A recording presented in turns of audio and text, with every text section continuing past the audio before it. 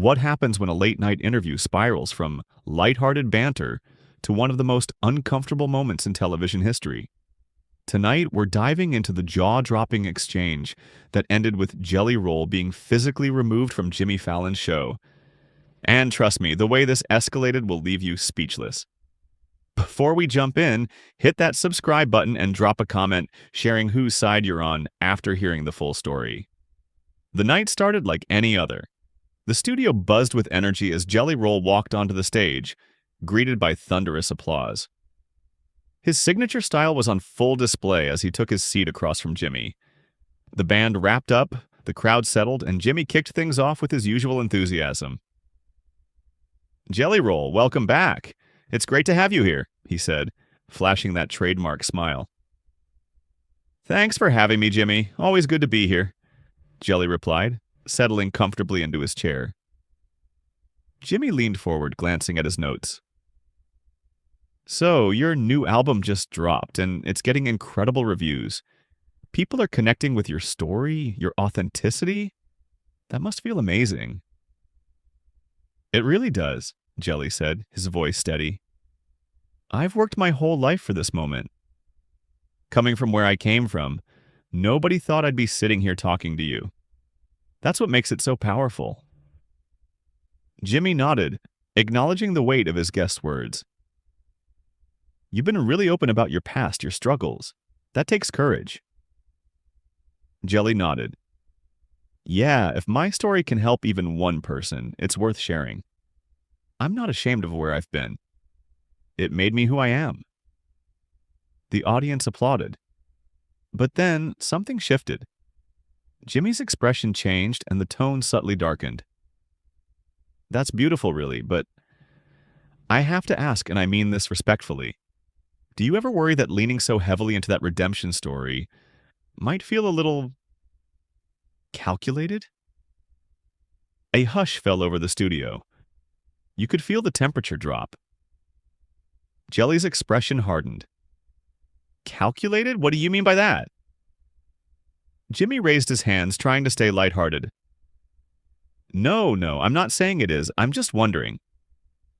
You've built your brand on being authentic, real from the streets.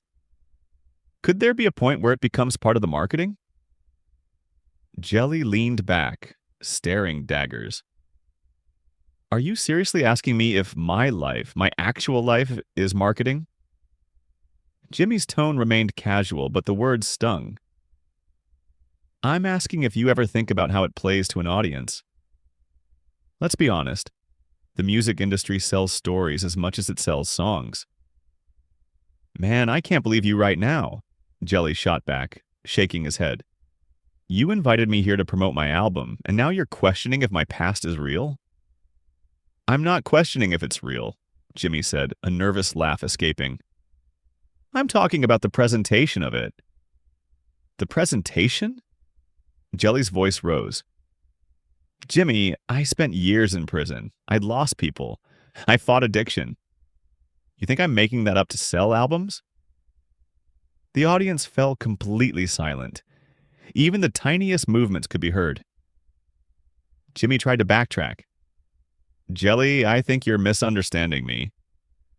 "No, I understand you perfectly," Jelly shot back. "You're pretending to ask a deep question, but really you're just throwing shade and hoping I laugh it off so you look clever." Jimmy's face flushed. "That's not what I'm doing at all. I'm having a conversation." "A conversation?" Jelly leaned forward, intensity in his eyes. "A conversation is when two people respect each other. What you're doing is trying to make me look like a fraud on national television." "I never said you were a fraud," Jimmy protested, defensive now. "You didn't have to say it. You implied it. There's a difference, and you know it," Jelly replied, voice firm. "You sit here every night with your celebrities, laughing at their stories, playing your little games, and everyone loves it. But the second someone like me sits down, someone who actually lived through something, suddenly you start poking holes." Jimmy set his cards down, visibly uncomfortable. "Jelly, I think you're being unfair." "Unfair?" Jelly let out a bitter laugh. Man, what's unfair is you pretending to care about my story when all you wanted was a moment for your show. You don't care about where I came from or what I went through. You care about ratings. The tension was suffocating. Jimmy looked off camera at his producer, silently signaling he needed a break.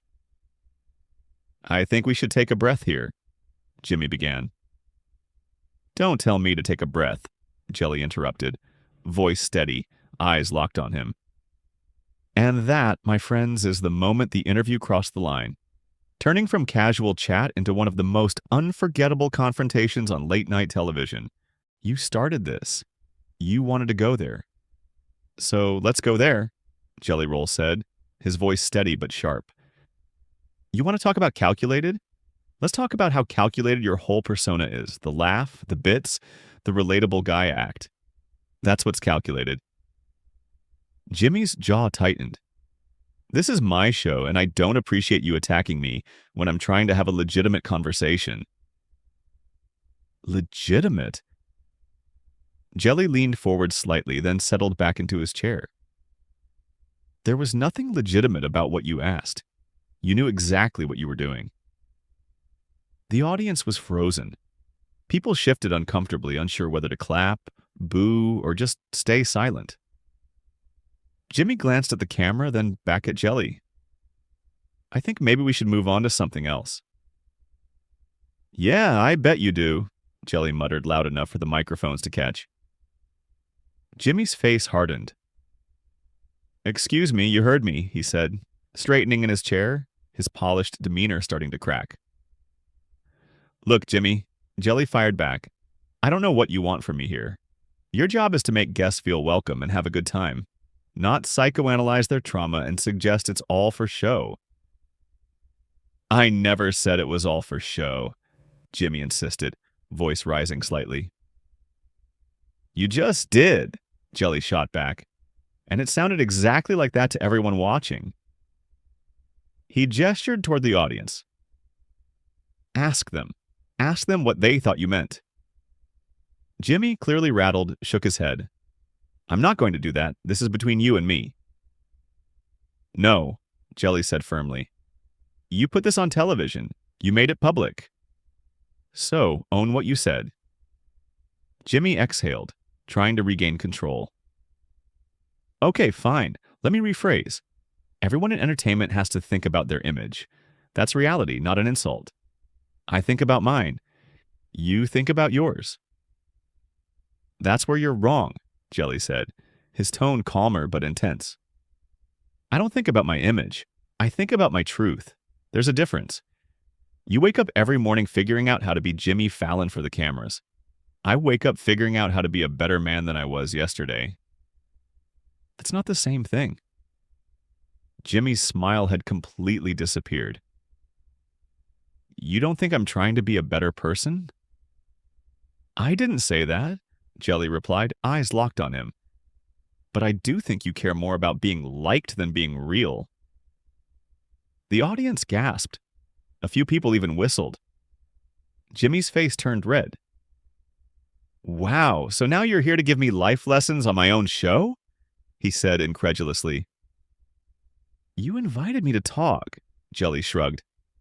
I'm talking. You're being disrespectful. And you weren't being disrespectful when you questioned everything I've lived through, Jimmy shot back. When you basically called my life story a marketing strategy, Jelly's voice grew louder. That's disrespectful. I did not do that, Jimmy said firmly. Then what did you do, Jimmy? Explain it to me, Jelly pressed. Because clearly I'm too dumb to understand your sophisticated question. Don't play the victim card. The words hung in the air like a bomb. Jelly's eyes went wide. The victim card? Did you really just say that to me? Jimmy realized his mistake immediately. I didn't mean it like that. How did you mean it then? Jelly demanded. Because it sounds like you're saying my past is something I'm using to get sympathy. That's not what I'm saying, Jimmy stammered. Then say what you mean, man. Stop dancing around it. If you've got something to say about me, Say it to my face right now. Jimmy looked trapped. The cameras rolled. The audience watched, rapt, with nowhere to hide. I just think, Jimmy began weakly, and this isn't personal, sometimes people in your position use their history as a shield against criticism. Jelly laughed, but there was no humor in it. A shield? You think talking about the worst moments of my life is a shield? You think admitting I was an addict, that I hurt people, that I failed over and over, that's me protecting myself? That's not what I meant, Jimmy said, almost whispering. Yes, it is. That's exactly what you meant. You meant that I talk about my past so people go easy on me, so they won't judge my music too hard, so I get a pass. That's what you meant. Jimmy opened his mouth, then closed it. He glanced at his producers, clearly looking for help, but no one came. I think we need to take a commercial break, Jimmy said, attempting to regain control. No, Jelly snapped. We're not taking a break. You started this conversation. We're finishing it. This is my show, Jimmy said, voice taking on an edge. Then decide, Jelly shot back, eyes blazing. Cut to commercial. Show everybody that you can dish it out, but you can't take it. And with that, the tension on stage reached a boiling point, cementing this interview as one of the most intense, unforgettable moments in late-night television history. Jimmy stared at him, jaw tightening. You know what? Fine. Let's finish this. You want to sit here and act like you're some kind of saint above the entertainment industry? Go ahead. But don't pretend like you're not playing the game, just like the rest of us. I'm not playing a game, Jimmy. This is my life, and it's mine, Jelly replied, calm but firm. Jimmy snapped. This show, this desk, this audience, you don't get to come here and tell me I'm fake, calculated, and not real. I work hard every single night to make people happy. Making people happy and being honest aren't always the same thing, Jelly said quietly. What's that supposed to mean? Jimmy asked, voice rising. It means you're so busy trying to be likable that you forgot how to be genuine. You ask questions you don't care about, laugh at jokes that aren't funny, pretend to be everyone's friend when really you're just doing a job. Jimmy stood abruptly. The audience gasped louder this time. I think this interview is over, he said. Sit down, Jelly said evenly, still seated. No, I'm not going to sit here and be disrespected on my own show. Then maybe you shouldn't disrespect your guests, Jelly replied, his tone calm but sharp. I didn't disrespect you. I asked a question. You asked a question designed to make me look bad. There's a difference. Jimmy pointed toward the exit. I think you should leave. Jelly stood slowly, towering over the desk. You're really going to kick me off your show because I called you out? I'm ending an interview that's gone off the rails, Jimmy said, trying to sound authoritative, but his voice wavered. It went off the rails the second you decided to question my authenticity, Jelly shot back. You did this, not me. Security! Jimmy called out, his voice tight. The audience erupted. Phones were out, some cheering, others booing. 2 security guards emerged, cautiously moving toward the desk. The energy in the room was electric, chaotic, unpredictable, and completely tense. Jelly raised his hands. It's cool. I'll walk out on my own. I don't need an escort. I think that's best, Jimmy said, voice tight. Jelly looked at him for a long moment. You know what's sad, Jimmy? I actually respected you. I watched your show. I thought you were one of the good ones. But you're just like everyone else in this business. You only care about people when they can do something for you. That's not true, Jimmy protested, but his voice lacked conviction.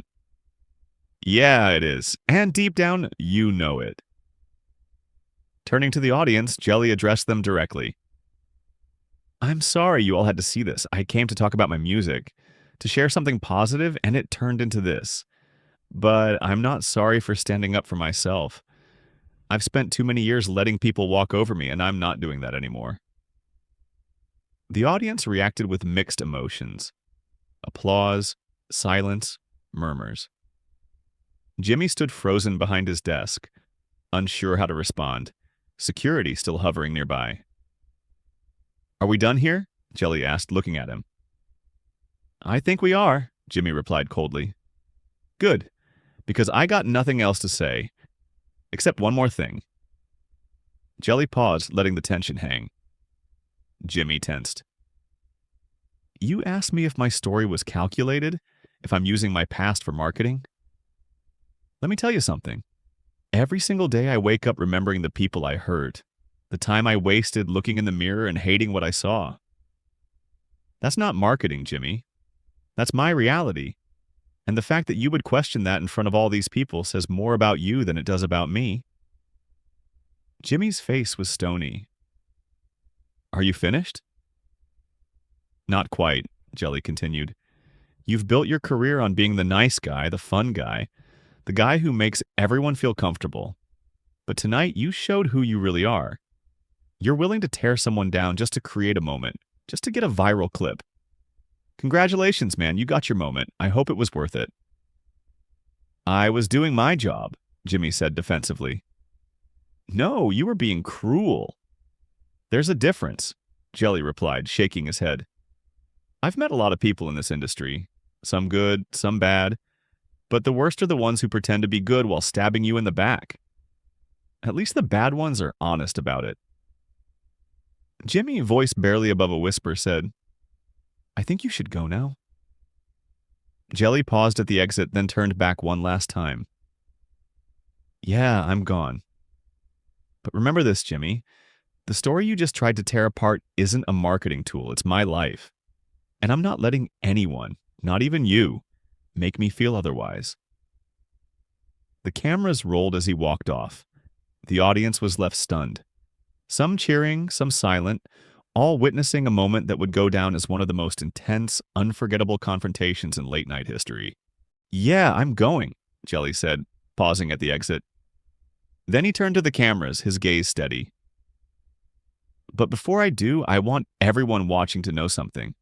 If you're struggling, if you're trying to change your life, if you're fighting to be better, don't let anyone make you feel like your story doesn't matter. Don't let anyone tell you your pain is just for show. You're real. Your struggle is real. And nobody gets to take that away from you. Not Jimmy Fallon, not anybody. The audience erupted in applause. Jimmy stood frozen behind his desk, looking small and unsure. The security guard stepped aside as Jelly walked past, head held high. He reached the exit, paused one last time, and called back. One more thing, Jimmy. Next time you want to question someone's authenticity, maybe take a look in the mirror first. Then he walked off the set. The cameras lingered on Jimmy's face, a mix of anger, embarrassment, and perhaps a hint of regret.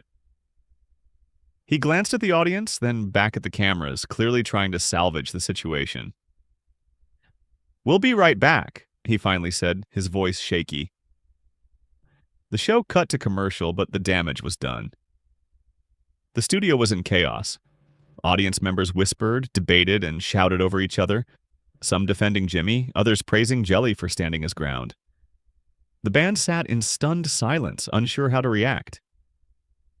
Producers frantically whispered into headsets, trying to figure out what to do next. When the cameras returned, Jimmy was alone at his desk. He attempted a laugh. So, that just happened, he said, voice strained. Not how I expected tonight to go. The audience was quiet, waiting to see what he would say. Look, Jimmy continued, trying to regain composure. I want to address what just happened. Things got heated between me and Jelly Roll, and I think there were misunderstandings on both sides. I never meant to question his story or authenticity.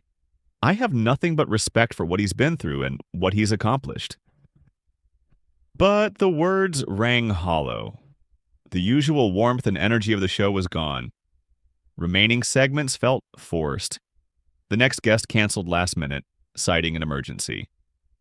The show ended early, a near impossible scenario for a program built on polished timing and rehearsed charm.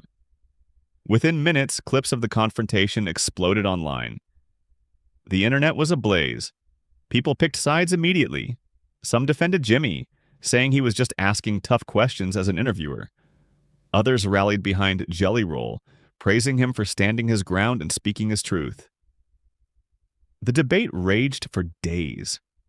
Regardless of opinion, one thing was undeniable: something raw and real had happened on that stage. In an era of carefully scripted interviews and polished personas, two people had dropped their masks. It was messy, it was uncomfortable, it was real, and maybe that's why it resonated so powerfully. By trying to question Jelly Roll's authenticity, Jimmy had unintentionally created one of the most authentic moments in late-night television history. The irony wasn't lost on anyone. So there you have it. The interview that escalated to security being called, a guest walking off, and a host left speechless. What started as a simple question ended with a line crossed that couldn't be uncrossed. Make sure to subscribe and drop a comment below. What do you think? Was Jimmy out of line with his question? Or was Jelly Roll overreacting? Share your thoughts. I want to hear them.